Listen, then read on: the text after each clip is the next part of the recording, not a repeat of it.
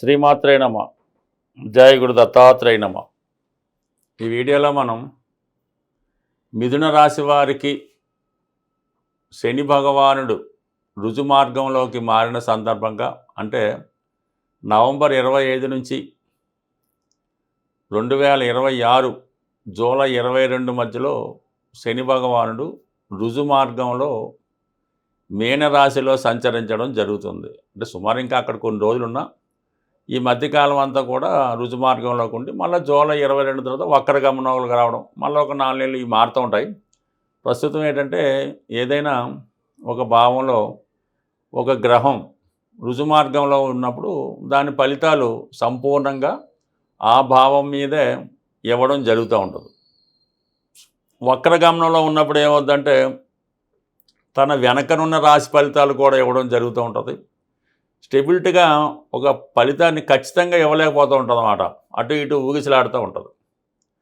ఇంకొక ముఖ్యమైన విషయం ఏంటంటే శని భగవానుడు తను ఉన్న రాశి కన్నా ఏ భావాల్ని చూస్తాడో ఆ భావ ఫలితాన్నే ఖచ్చితంగా ఇచ్చి తీరడం జరుగుతూ ఉంటుంది. అంటే కర్మకారకుడైనటువంటి శని మన జన్మని సార్థకత చేసే విధంగా మనల్ని క్రమశిక్షణ మార్గంలో నడిపిస్తూ మనం ఈ జన్మలో చేసిన తప్పుల్ని సరిచేస్తూ గత జన్మలో ఉన్నటువంటి బంధాలని అనుబంధాలని అంటే రుణాల్ని తీర్చుకునే విధంగా ఈ జన్మలో దాన్ని పరిసమాప్తం చేసే విధంగా ప్రయత్నం చేస్తూ ఉంటాడు.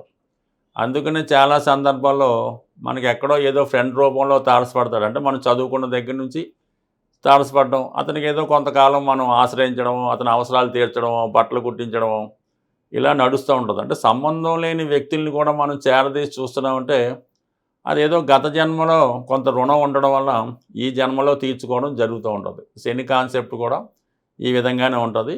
అందువల్ల ఏంటంటే రుణం తీర్చుకునే ప్రయత్నాలు శని మనల్ని అంటే ఒక విధంగా మనల్ని ఈ జన్మ బంధాల నుంచి బయట పడవేయడానికి సహకరిస్తూ ఉంటాడు. అంటే ఒక వైద్యుడు రోగికి ఆపరేషన్ రూపంలోనూ ఇంకో రూపంలో బాధ పెట్టినప్పుడు కూడా తనకున్న రోగాన్ని ఏ విధంగా బయటపడవేస్తాడో శని భగవానుడు కూడా అదేవిధంగా జాతకుణ్ణి తీర్చిదిద్ది ఒక మంచి వ్యక్తిగా మార్చడం జరుగుతూ ఉంటుంది. సో ఇప్పుడు శని దశమ భాగంలో అంటే గతంలో మిగతా ఫలితాలు పెట్టినా ఇప్పుడు 100% ఎవరైతే మిథున రాశిలో ఉన్నవాళ్ళు ఉద్యోగం మారడానికి ప్రయత్నం చేస్తున్నారో వాళ్ళు కంప్లీట్గా ఉద్యోగం మారే అవకాశం ఉంది. మరి కొంతమందికి సడన్గా మీరు చేస్తున్నటువంటి ఉద్యోగంలో ప్రమోషను అభివృద్ధి లాంటిది అనూహ్యంగా రావడం జరుగుతూ ఉంటుంది. ఒక డబుల్ ప్రమోషన్ లాగా రావడం జరుగుతూ ఉంటుంది. ఎస్పెషల్లీ నిరుద్యోగులకి ఉద్యోగ ప్రయత్నాలు ఖచ్చితంగా డిసెంబర్ ఈ సంవత్సరం అంటే ఇంచుమించుగా ఇప్పుడు 26లో గురువు శని భగవానుడు రుజుమార్గంలోకి రావడం వల్ల ఎవరైతే దూర ప్రాంతంలో విదేశంలో అక్కడక్కడ ఉద్యోగం లేక ఇబ్బంది పడుతున్నారో వారికి కంపల్సరీగా ఈ రుజుమార్గం అంటే ఇంచుమించు ఈ డిసెంబరు నెల నుంచి అనుకుందాం, ఇంకా అటు ఇటుగా జూలై లోపల 100% ఏదో ఒక ఉద్యోగం అన్నది వాళ్ళకి లభించే అవకాశం ఉన్నది. దాంతోపాటుగా ఈ దశమంలో ఉన్నటువంటి శని భగవానుడు 12వ స్థానాన్ని కూడా వీక్షిస్తూ ఉంటాడు. దానివల్ల ఏంటంటే కొన్ని ప్రయాణాలు చేయడం జరుగుతుంటుంది. వృత్తిరీత్యా కొంతమంది ఏంటంటే ఉద్యోగం ట్రాన్స్ఫర్ కానీ ఉద్యోగరీత్యా వేరే చోట కొన్నాళ్ళు వెళ్ళడం కానీ కొంతకాలం పాటు వేరే ఇతరుల గృహంలో ఆశ్రయించడం కానీ ఈ విధంగా ఉండే అవకాశం ఉంది. బట్ ఈ సమయంలో మీరు ఏదైనా ఒక స్థిరాస్తి అంటే ఏదైనా కొత్తవి కాకుండా ఒక పాత వాహనం కానీ ఒక పాత ఇల్లు కానీ ఇది పాతగా కొన్ని గృహోపకరణాలు కానీ కొనే అవకాశం ఉంటుంది. అలాగే ఇదే సందర్భంలో హాస్పిటల్లో వైద్యం చేయించుకోవడం కానీ అంటే మీకు మీరుగా హాస్పిటలైజేషన్ అవ్వడం కానీ మీ కుటుంబంలో ఎవరైనా హాస్పిటల్లో చేరడం వల్ల వారికి సేవ చేయడం కానీ ఈ విధంగా మీరు కొంతకాలం పాటు ఇతరులకి సేవ చేయడం కూడా ఈ సమయంలో జరిగే అవకాశం ఉంటుంది. బట్ అదేవిధంగా కొంత వ్యాపారానికి పెట్టుబడి పెట్టడం కానీ కొన్ని పుణ్య కార్యక్రమాల్లో పాల్గొనడం కానీ ఆటోమేటిక్గా జరుగుతూ ఉంటుంది. అది కొంత గుప్తంగా చేస్తూ ఉంటారు. శని ఇప్పుడు కూడా ఏ విషయాన్ని బయటికి తెలియనివ్వకుండా కొంత రహస్యంగా ఇటువంటి హెల్ప్ అది చేస్తూ ఉంటారు. అలాగే చతుర్థ భావాన్ని వీక్షించడం వల్ల మరి ఒక విధంగా శని భగవానుడికి అష్టమాధిపత్యం ఉండడం, ప్లేస్ మారాలనే మీ ఆలోచన 100% మారుతుంది. అలాగే ఏదన్నా ఒక మీకు మీ సొంత ఊరిలో ఏదైనా స్థిరాస్తి ఉంటే ఆ స్థిరాస్తి విక్రయించి వేరే చోట కొనుక్కునే అవకాశం ఉంది. అలాగే ఈ సమయంలో మీరు ఒక వాహనం కొన్నా, ఒక స్థిరాస్తి కొన్నా, అలాగే మీ పేరెంట్స్కి ఏదైనా ఇల్లు కొన్నా కొంత రుణాన్ని అప్పు చేయడం జరుగుతుంది. అప్పు చేసి స్థిరాస్తి కొనడం జరుగుతూ ఉంటుంది. ఎందుకంటే ఏదన్నా మిథున రాశి వారు వారి జీవితంలో ఏదైనా పెద్ద కొంటున్నప్పుడు కంపల్సరిగా అప్పు చేసే కొనవలసి ఉంటుంది. పూర్తిగా ధనంతో వాళ్ళు కొనలేకపోతుంటారు. ఎందుకంటే సహజ 6వ స్థానం వారికి 4వ స్థానం అవటం వల్ల వాళ్ళ ఆస్తి మీద ఎప్పుడు అప్పు ఉంటుందన్నమాట. ఆ విధంగా ఇన్స్టాల్మెంట్ కడతా ఉంటారు. లేదంటే అద్దెకి ఇంట్లో అన్నా ఉంటారు తప్ప ఈ విధంగా కొంత భారం వాళ్ళ మీద పడడం జరుగుతూ ఉంటుంది. అలాగే ఇదే సమయంలో మీ కుటుంబంలో మీ మదర్కి కానీ వేరే ఎవరికన్నా కొంత అంటే ఇక్కడ 2 విధాలుగా కూడా హెల్త్ ప్రాబ్లమ్స్ కొంతవరకు ఎవరో ఒకరికి ఇబ్బంది పెడుతుంటాయి. అంటే దానివల్ల మీరు వాళ్ళకి సేవ చేయడం వల్ల మీ కర్మ ఫలితాల నుంచి కొంతవరకు బయటపడడం కూడా జరుగుతూ ఉంటుంది. చివరిగా 7వ స్థానాన్ని కూడా వీక్షిస్తుంటాడు. ఇది చాలా మంచిది మాట. ఎందుకంటే డిసెంబర్ 5 నుంచి జూన్ 1 మధ్యలో గురువు రాశి యందు సంచరించడం, అలాగే అదే సమయంలో రుజుమార్గంలో ఉన్నటువంటి శని భగవానుడు 7మాన్ని వీక్షించడం వల్ల వివాహానికి సంబంధించినటువంటి ఎటువంటి సమస్యలైనా 100% సాల్వ్ అవుతాయి. కొత్త వివాహ ప్రయత్నాలు ఫలిస్తాయి. అలాగే మీ జీవిత భాగస్వామి నిరుద్యోగిగా ఉంటే వారికి ఏదైనా కొత్త ఉద్యోగం రావడం కానీ జీవితంలో స్థిరపడడానికి చాలా వరకు ఈ గ్రహాలు మీకు సహకరించడం జరుగుతుంది.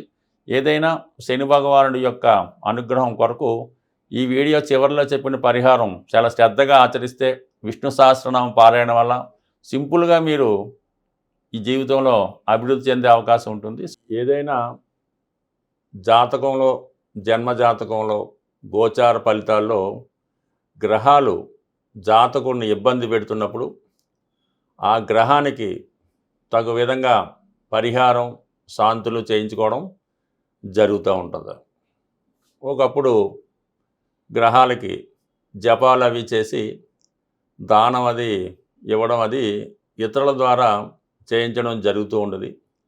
కాలగమనంలో అంత నిష్ఠాతులైనటువంటి పండితులు లేకపోవడం వల్ల అది పెద్దగా నెమ్మదిగా ఆ ఆచారం అనేది తగ్గడం జరిగింది. ఈ నవీన కాలంలో ఎవరికి వారు స్వతంత్రంగా చేసుకునే పరిహారాలే బాగా పనిచేయడం జరుగుతూ ఉంటుంది. కొంతవరకు దానాలు అవి చేయడం వల్ల కూడా పరిహారాలు అన్నవి న్యూట్రల్ అవ్వడం జరుగుతూ ఉంటుంది. అంటే ఏదైనా మనం చేసుకున్న దాన్ని బట్టి ఉంటుంది. అన్ని గ్రహాల్లో కల్లా శని భగవానుడు పెట్టే ఇబ్బందులు అలాగే ఉంటాయి. అతని పరిహారం కూడా చాలా సింపుల్గా ఉంటుందన్నమాట.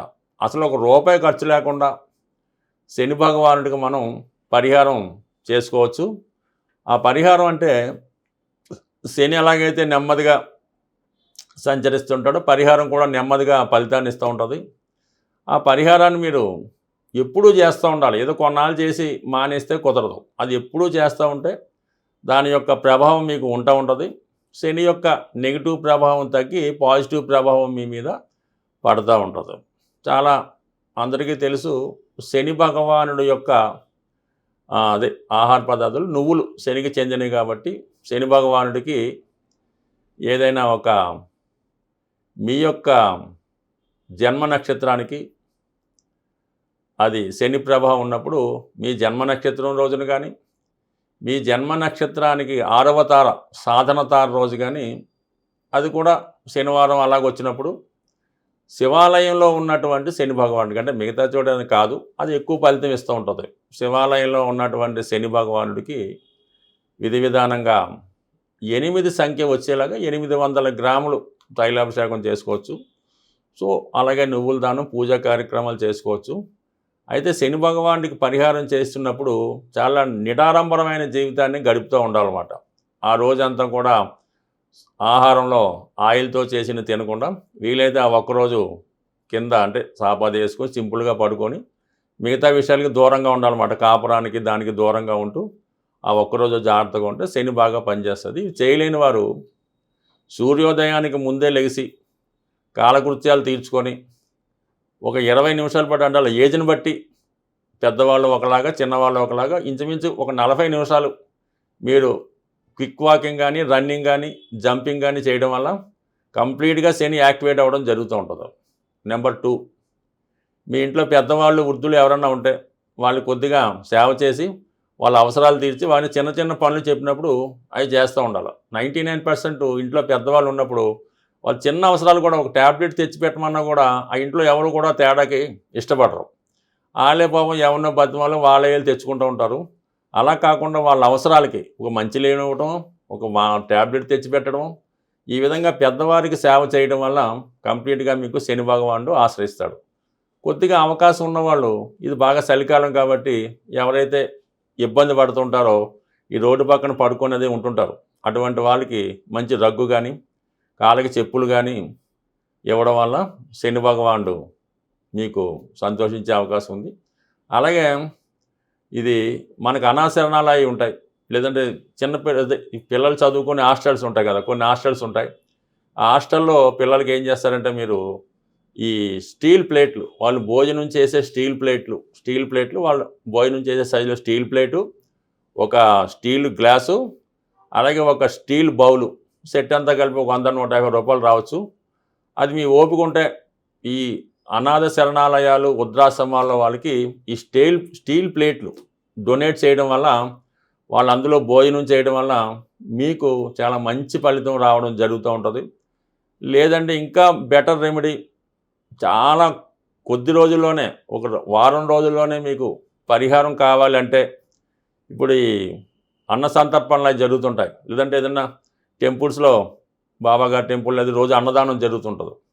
అక్కడ ఈ భోజనాలు చేసిన బట్టే వాళ్ళ తాలూకా ప్లేట్లు కలెక్ట్ చేసి శుభ్రంగా వాటిని మీరు క్లీన్ చేయాలి. శుభ్రంగా క్లీన్ చేసి మళ్ళీ అవసరానికి అక్కడ పెట్టడం వల్ల ఇంకోటి ఏంటంటే ఈ టెంపుల్స్ వాటి దగ్గర తిరణాలు జరిగేటప్పుడు ఈ చెప్పుల స్టాండ్ ఒకటి తీసుకొని, అంటే మీరు ఒక ప్లేస్ అన్నా పెట్టుకోవచ్చు, వాళ్ళు నేను చెప్పుల స్టాండ్లోనే మీరు సేవ చేయవలసి ఉంటుంది. ఆ చెప్పులు పెట్టడం మళ్ళీ వచ్చిన వెంటనే ఇవ్వడం, అంటే డబ్బులు గడ్డ తీసుకోకుండా ఈ చెప్పుల స్టాండ్ దగ్గర సేవ చేయడం వల్ల, అంటే మనకి ఈ బాబా గారు ఉన్నప్పుడు, అంటే పుట్టపర్తి సత్యసాయిబాబా గారు ఉన్నప్పుడు వాళ్ళు వాలంటీర్లు ఈ చెప్పుల షాప్ దగ్గర ఉండడానికి పోటీ పడుతూ ఉండేవారు. ఎక్కడికి వెళ్ళినా కూడా వాళ్ళు ముందు ఉంటామనేవారు. ఎందుకంటే దాని ఫలితం అనేది మీకు చాలా ఎక్కువగా మీకు కనబడుతూ ఉంటుంది. అందువల్ల ఏంటంటే ఇవి చిన్నతనం అనుకోకుండా ఈ కార్యక్రమాలు చేయడం వల్ల చాలా, అసలు ఆ పేరు మనం అనకూడదు, అంత దరిద్రంలో ఉన్నవారు కూడా ఈ సేవ చేయడం వల్ల కొద్ది రోజుల్లోనే మీరు దాని నుంచి బయటపడతారు. ఇంకా అనేకమైనటువంటి సేవలు ఉంటుంటాయి. అవి వీలున్నప్పుడు మనం చర్చిద్దాం. ఇవి సింపుల్గా కూడుకున్న సేవలు కాబట్టి ఇదొకసారి ప్రయత్నం చేసి చూడండి. మీకు 24 అవర్స్లోనే ఫలితం అన్నది ఖచ్చితంగా వస్తుంది. రాసి పెట్టుకోండి. స్వస్తి.